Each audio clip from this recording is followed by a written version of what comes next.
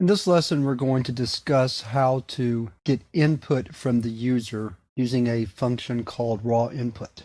So we're going to use the interactive shell first, so let's open that. The way we use raw input is like so. We would, for example, create a variable and then assign it to the output of the raw input function.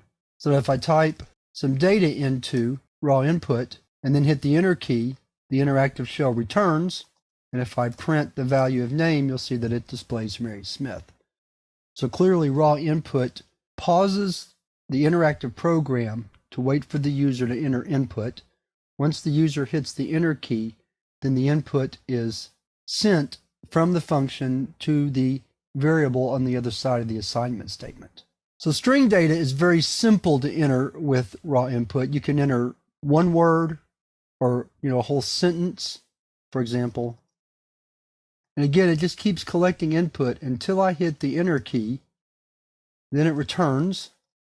And then whatever I've typed into the keyboard up into the enter key stroke is stored in sentence. We can also store numbers using raw input. But watch what happens when I type number times 2. It replicates the value stored in number rather than returning 200. That's because the output from raw input is string type. So if I want the data that raw input receives to be converted to a numeric type, I have to provide a function to do that. In this line, I have used the int conversion function to convert raw input's value to int from string. Now if I type print number times 2, it prints the correct value, or what I expected to be the correct value, which is 200, rather than 100, 100. If I'm working with floating point values, I can use float as the conversion function instead, and it will retrieve the data and store it as a floating point number, so that I can then do floating point operations on it without worrying about losing any data. So those are the primary uses of raw input. Certainly in this course, we'll mostly be retrieving strings and numbers from the user using raw input. Let's look at one more example that's a script rather than just using the interactive shell. So we're going to start a script. So what we're going to do is we're going to prompt the user to enter some values, and then we'll convert them to integer before we store them in the variable.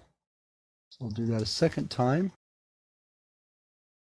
And we're going to display the sum.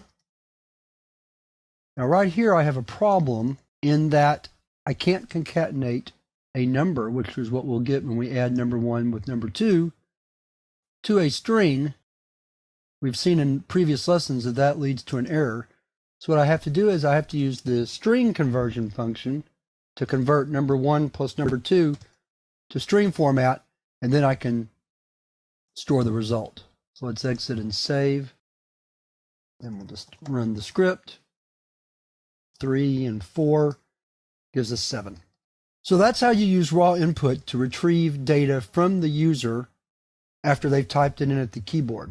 And now we're ready to move on to the exercise for this chapter, where we're going to use print and raw input to create an interactive thank you note.